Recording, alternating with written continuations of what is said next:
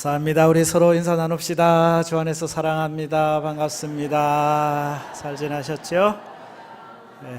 또 오늘 또 행복한 주일입니다. 오늘 말씀은 새로운 삶과 관련된 말씀 암송 12구절을 나누려고 합니다. 영적 부흥의 시작은 말씀의 부흥에서부터 시작이 되거든요. 일상에서 우리가 늘 말씀을 듣고 또 그 말씀을 읽고 그 말씀을 쓰고 그 말씀을 암송하고 그 말씀을 묵상하고 그 말씀을 따라 살다 보면은 말씀 안에서 우리의 영혼이 부흥을 경험하게 됩니다. 주의 말씀은 내 발의 빛이요 내 길의 등이 되기 때문에 그렇습니다. 특별히 암송하는 말씀은 얼마나 소중한지 몰라요. 그야말로 말씀을 마음판에 새기는 거가 되거든요.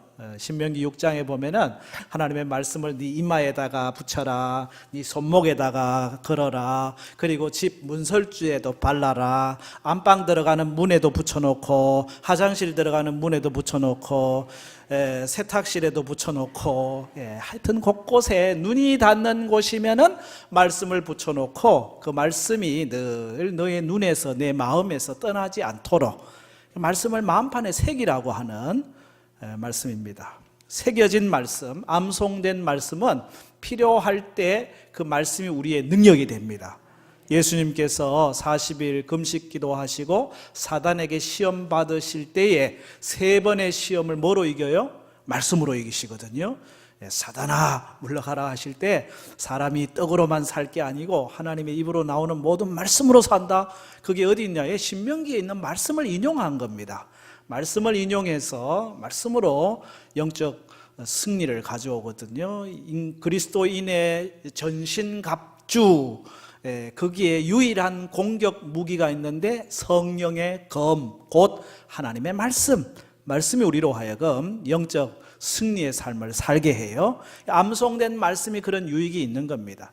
암송된 말씀은 우리로 하여금 바른 길을 가게 하고 바른 선택을 하게 해요. 말씀이 우리에게 가르쳐주는 등이 되고 빛이 되기 때문에 그렇거든요. 암송된 말씀은 우리의 삶에 힘들고 때로는 연약하고 때로는 불안하고 때로는 어려울 때 위로가 되게 하고 격려가 되게 하고 힘을 주는 능력이 말씀 안에 있습니다. 이 말씀, 암송된 말씀은 전도의 강력한 도구가 되기도 하거든요. 보혜사 성령님께서 오늘 우리 가운데 일하실 때 가장 중요한 사역이 주의 말씀을 생각나게 하신다, 그렇게 말씀했거든요.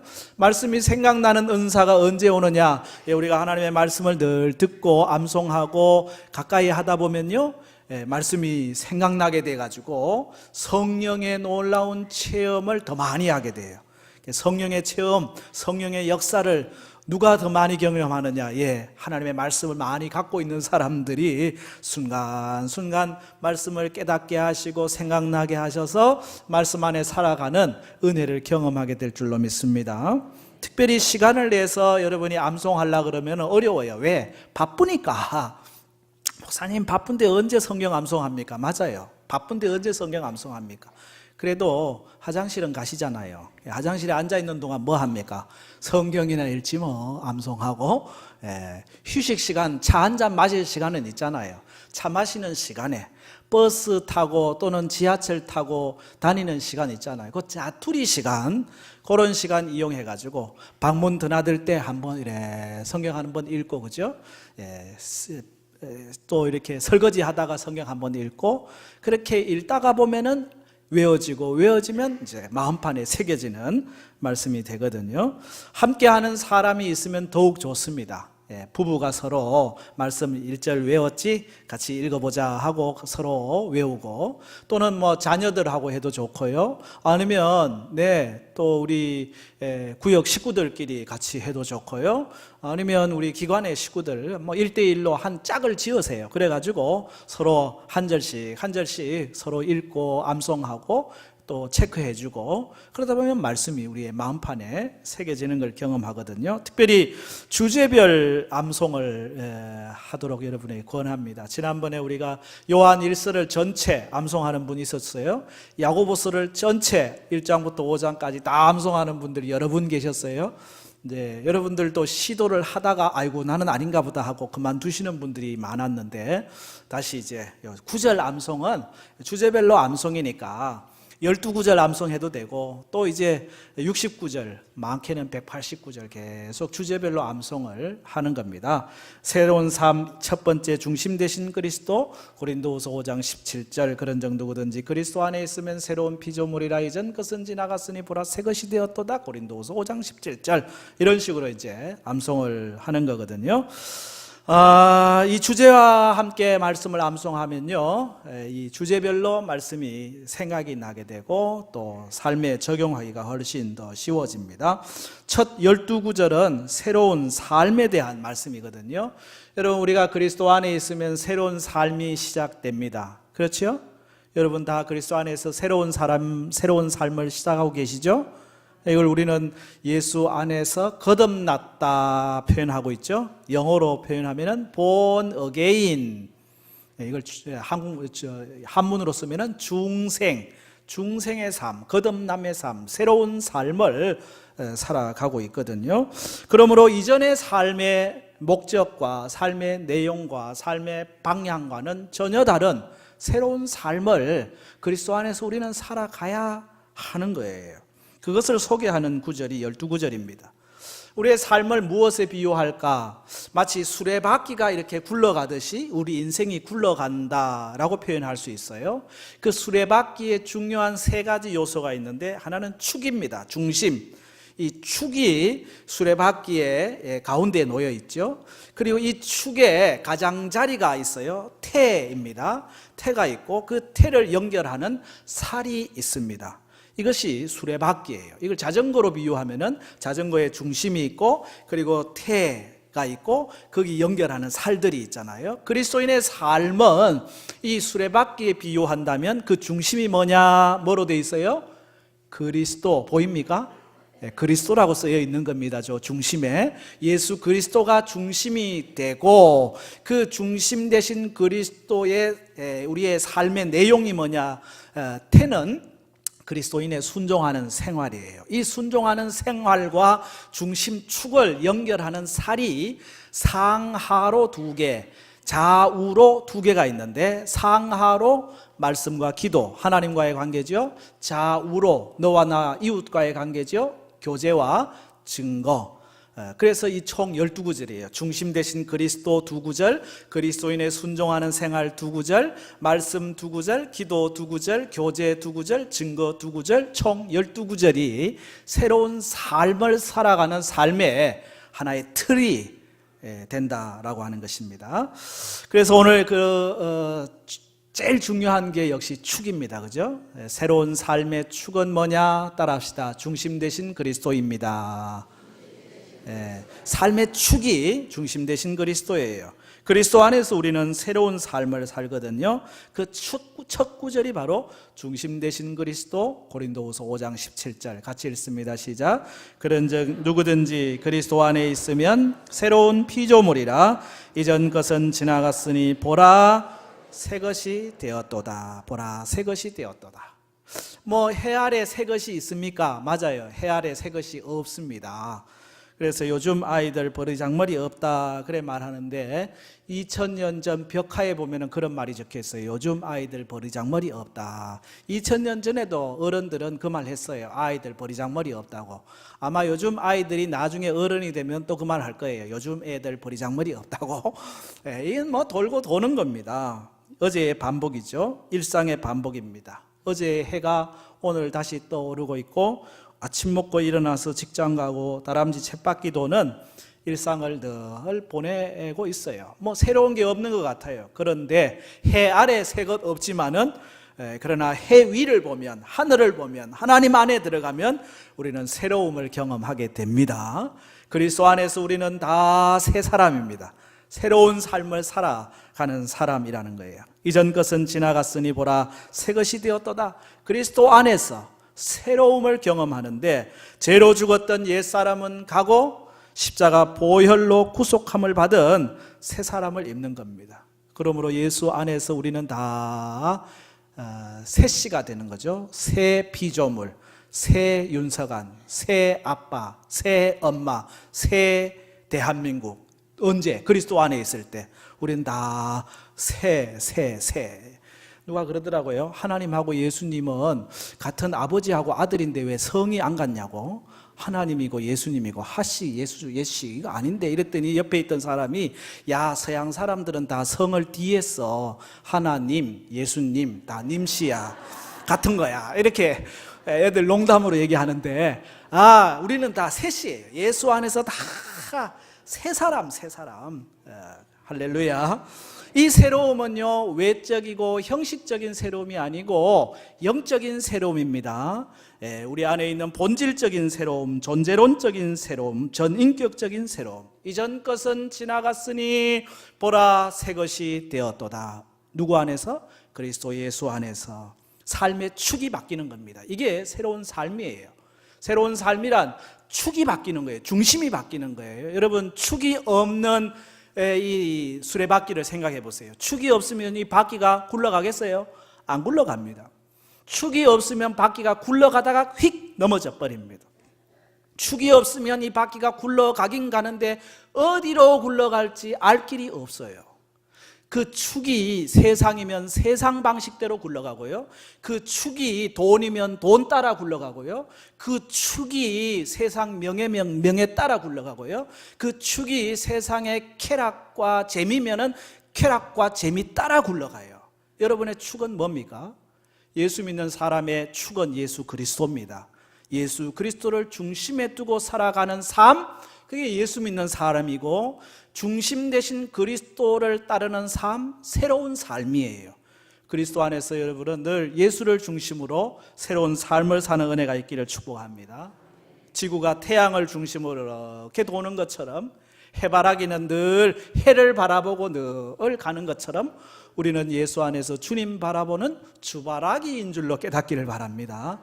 그래야 진짜 새로운 삶을 사는 거지 예전의 세상 축 그거 그대로 살아가면서 그게 새로운 삶인가요? 아니요. 새로운 삶은 중심이 바뀌어야 돼요. 축이 바뀌어야 돼요. 누구로? 예수 그리스도로. 그런즉 누구든지 그리스도 안에 있으면 새로운 피조물이라. 이전 것은 지나갔으니 보라 새 것이 되었도다. 이게 새로운 삶의 시작이라고 할 수 있죠. 그래서 사도 바울을 통해 이렇게 고백하게 합니다. 중심 되신 그리스도. 갈라디아서 2장 20절 말씀 같이 읽습니다. 내가 그리스도와 함께 십자가에 못 박혔나니 그런즉 이제는 내가 사는 것이 아니요 오직 내 안에 그리스도께서 사시는 것이라. 이제 내가 육체 가운데 사는 것은 나를 사랑하사 나를 위하여 자기 자신을 버리신 하나님의 아들을 믿는 믿음 안에서 사는 것이니라. 아멘. 그렇습니다. 그리스도와 함께 옛사람은 십자가에 못 박고 내 안에 그리스도로 사는 삶, 예수님 중심의 삶.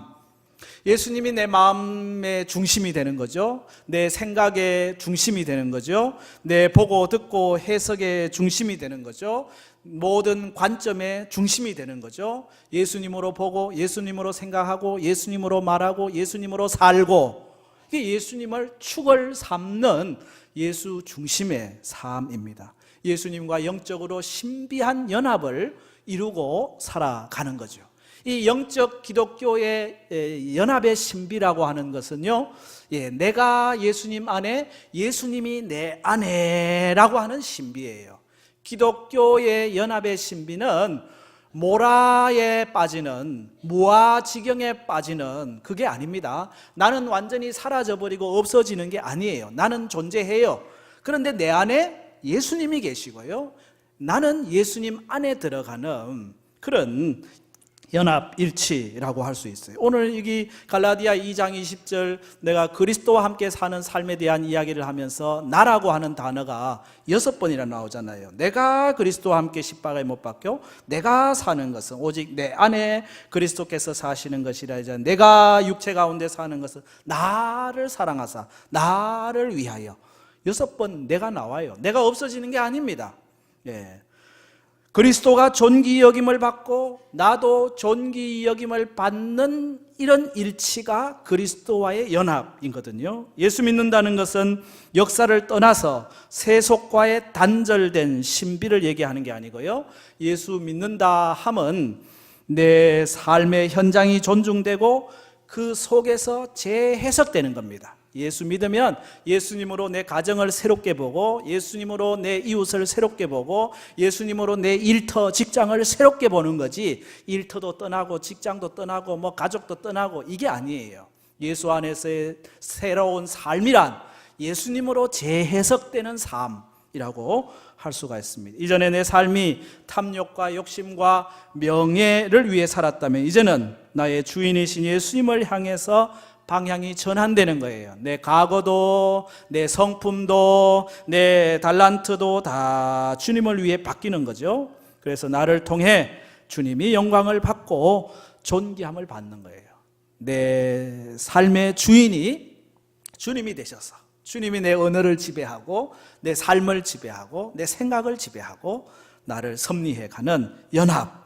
그래서 사도 바울은 예수님과 가까워지면 질수록 자기 자신이 더 분명해져요. 아, 내가 하나님의 피조물이구나, 소중한 피조물이구나, 나는 하나님 앞에 참 죄인이구나, 죄인 중에 개수와 같은 존재구나, 내 능력으로 사는 거 아니구나, 생명도 하나님의 은혜, 내 모든 삶이 하나님의 은혜로구나 하는 그런 체험을 하게 되는 거거든요. 내가 사는 것이 아니라 내 안에 그리스도가 사는 삶, 그 은혜가 여러 가운데 있기를 축복합니다. 새로운 나로 살아가는 거예요. 나를 사랑하사 나를 위하여 자기 자신을 주신 하나님을 믿는 믿음으로 사는 삶, 삶의 축이 예수 그리스도로 완전히 바뀐 삶, 중심이 그리스도가 된 삶, 그게 새로운 삶의 시작입니다. 저 여러분의 삶의 시작이, 중심이 예수가 되기를 축복합니다. 이 삶의 축이 그리스도가 되면요, 삶의 태가 바뀌어요. 뭐로 바뀌어요? 그리스도께 순종하는 삶으로 바뀌게 되는 것입니다. 중심 되신 그리스도가 되었으니 삶의 내용은 그리스도를 향한 그리스도께 대한 순종으로 바뀌게 되는 거죠. 그리스도께 대한 순종 첫 번째 구절, 세 번째, 그죠?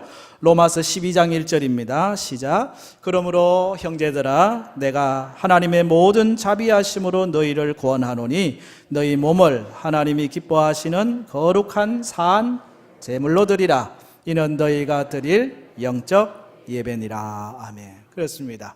그리스도인의 삶을 대표하는 말씀, 로마서 12장 1절, 영적 예배의 삶이죠. 거룩한 산 제물로 살아가는 삶입니다. 로마서를 구분해 보면요, 로마서가 총 16장인데 11장까지가 교리 부분이에요. 어떻게 우리가 죄인이었고 어떻게 우리가 예수로 말미암아 구속함을 받았고 제사함을 받았고 성령 안에서 자유를 누리게 되었는지 구원받은 우리를 설명해요. 그리고 구원받은 우리가 어떻게 살 것인가를 시작하는 말씀이 12장인데 그 12장 첫 구절이 오늘 읽은 말씀, 하나님의 자비하심으로 구원해 주는 말씀이 뭐예요?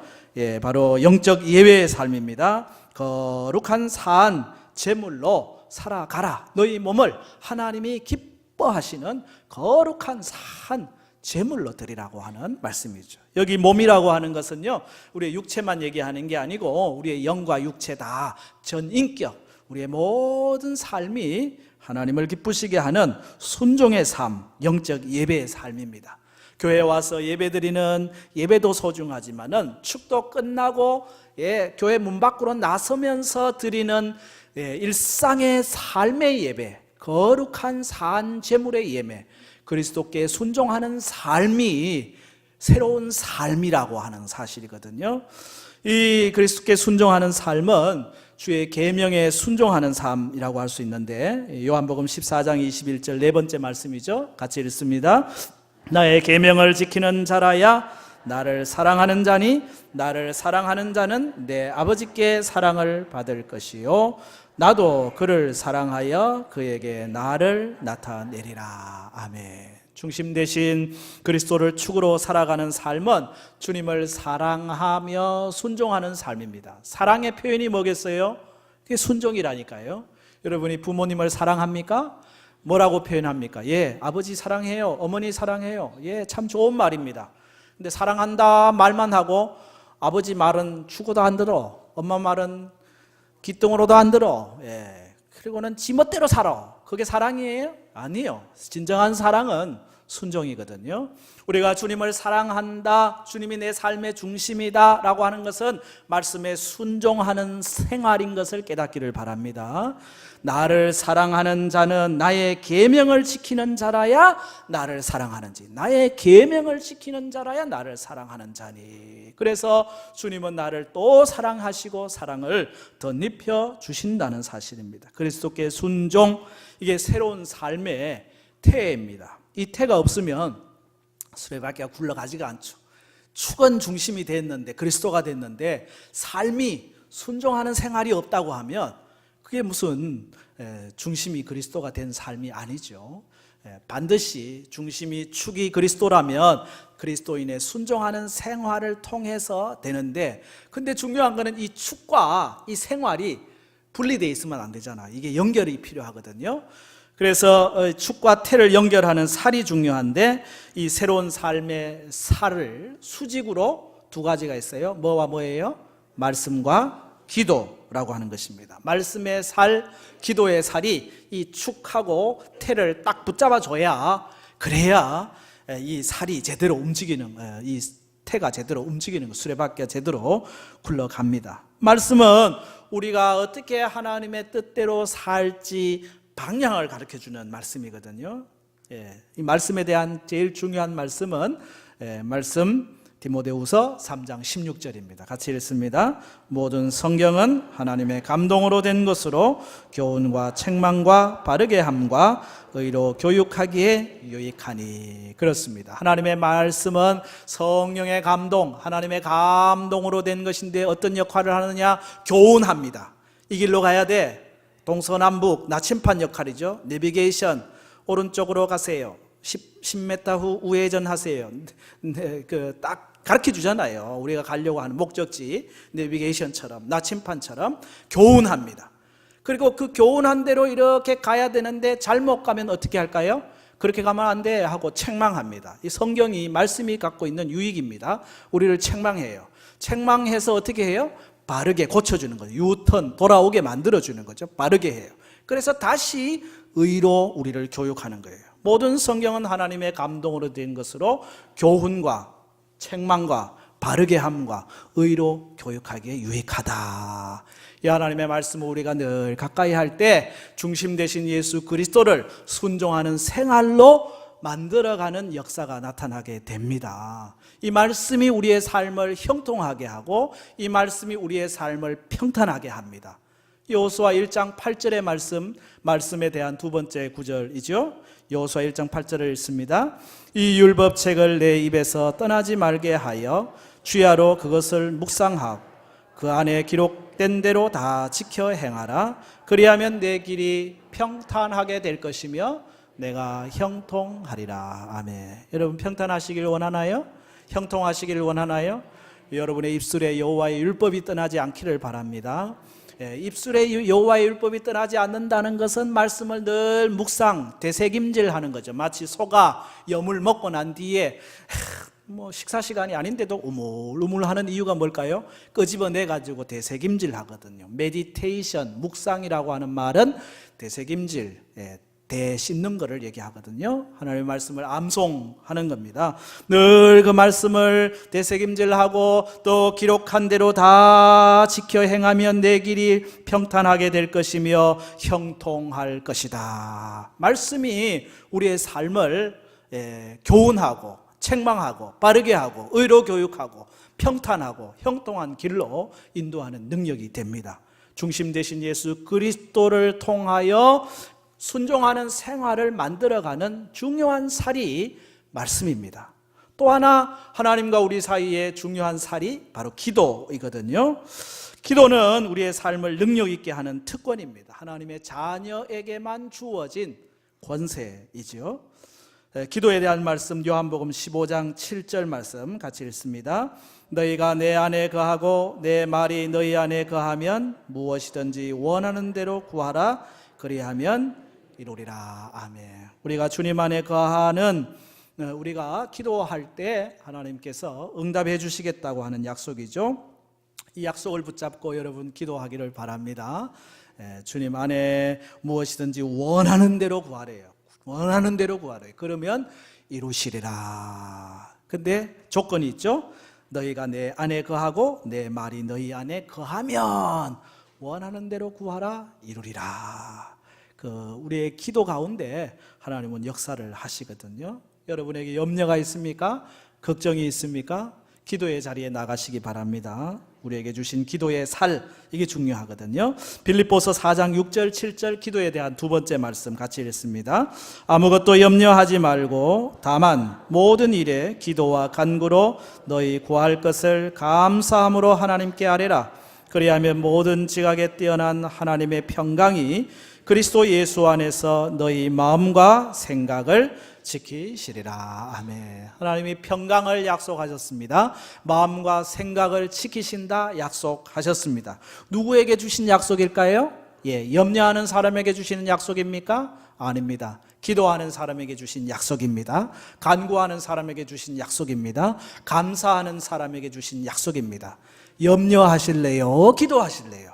염려하지 말고 오직 모든 일에 기도와 간구로 너희 구할 것을 감사함으로 하나님께 아뢰라. 그리하면 지각에 뛰어난 하나님이 평강을 더하시고 너희 마음과 생각을 지키시리라. 기도는 하나님과 우리 사이에 능력이 되고 말씀과 기도의 이 하나님과의 수직적 살이 중심 되신 그리스도 안에 순종하는 생활을 하는 튼튼한 줄기가 된다는 사실을 기억하기를 바랍니다.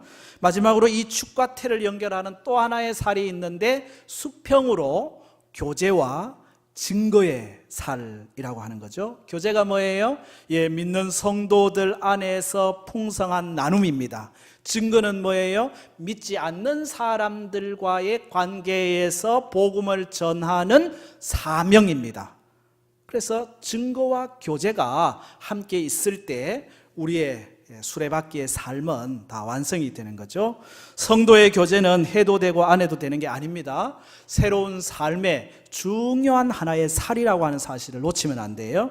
서로 모여 함께 예배하고, 모여 함께 기도하고, 모여 함께 떡을 떼고, 모여 함께 사랑 나누고, 모여 함께 섬기고, 그래서 구역도 모이고 교구도 모이고 기관도 모이고 아멘도 잘하고 서로 같이 자꾸 모여야 돼. 교제가 있어야 된다니까요. 교제는 나는 별로 상관없어, 그냥 주일만 예배만, 아니요. 신앙의 한 축을 놓치는 겁니다. 교제는 중심 되신 그리스도와 순종하는 생활의 하나의 중요한 축이에요. 교제에 대한 말씀 마태복음 18장 21절 같이 읽습니다. 두세 사람이 내 이름으로 모인 곳에는 나도 그들 중에 있느니라. 아멘. 주님은 우리 중심에도 계시지만은 두세 사람이, 2명이든지 3사람이든 10명이든지 주의 이름으로 모인 곳에 주님이 함께 계시는 겁니다. 초대교회는 성령 받고 모이기를 힘썼어요. 날마다 모여가지고 말씀을 듣고 교제를 하고 떡을 떼고 나누고 함께 늘 함께 했던 것입니다. 예배의 자리, 모임의 자리 함께 하는 거죠. 모이기를 폐하는 어떤 사람들의 습관같이 하지 말래요. 교제에 대한 히브리서 10장 24절 25절 말씀도 같이 읽게요. 서로 돌아보아 사랑과 선행을 격려하며 모이기를 폐하는 어떤 사람들의 습관과 같이 하지 말고 오직 권하여 그날이 가까움을 볼수록 더욱 그리하자. 아멘. 서로 돌아보아야 합니다. 서로 사랑과 선행을 격려해야 합니다. 모이기를 폐하는 어떤 습관을 두면 안 됩니다. 주님이 다시 오실 그날을 바라보면서 더욱 말씀의 교제, 예배의 교제, 사랑의 교제, 섬김의 교제, 나눔의 교제가 있기를 축복합니다. 동시에 믿지 않는 사람들과의 관계도 해야 돼요. 예수 안 믿는 사람들하고는 이제 별개냐? 아니요. 늘 그들과의 만남을 통해서 우리가 아는 복음, 예수 그리스도 십자가 보혈의 복음, 부활의 생명의 복음, 이 복음을 전하는 삶, 이것이 우리의 새로운 삶이에요. 예수 안에서 새롭게 되었다, 새로운 삶을 살아간다라고 하는 것은 나만 잘 되는 게 아니고 너도 잘 되게 하는 거예요. 너도 살리고 나도 살고 함께 사는 게 복음 안에서의 새로운 삶입니다. 그래서 증거의 살이 반드시 붙어야 되는 거거든요. 증거와 관련된 말씀 마태복음 4장 19절 말씀 같이 읽었습니다. 말씀하시되 나를 따라오라 내가 너희를 사람을 낚는 어부가 되게 하리라 하시니. 아멘. 예수님이 처음 제자를 부르실 때 하신 말씀이죠. 제자를 부르신 이 말씀은 오늘 우리를 부르신 말씀이기도 합니다. 이전에는 네가 물고기 낚는 삶이었지, 너 삶의 목적이 물고기였지, 이제는 사람이다, 사람이야. 사람을 낚고 사람을 살리고 사람을 치유하고 사람을 회복하는, 사람을 영적으로 예수의 보혈과 능력으로 새롭게 하는 삶, 이게 우리의 부르신 목적이라고 하는 사실이죠. 사도 바울은 이 복음에 완전히 뒤집어진 사람이에요. 그래서 내 삶의 목적은 뭐가 됩니까? 예수의 복음을 전하는 삶 되는 거죠. 로마서 1장 16절 마지막 증거의 말씀인데요. 같이 읽겠습니다.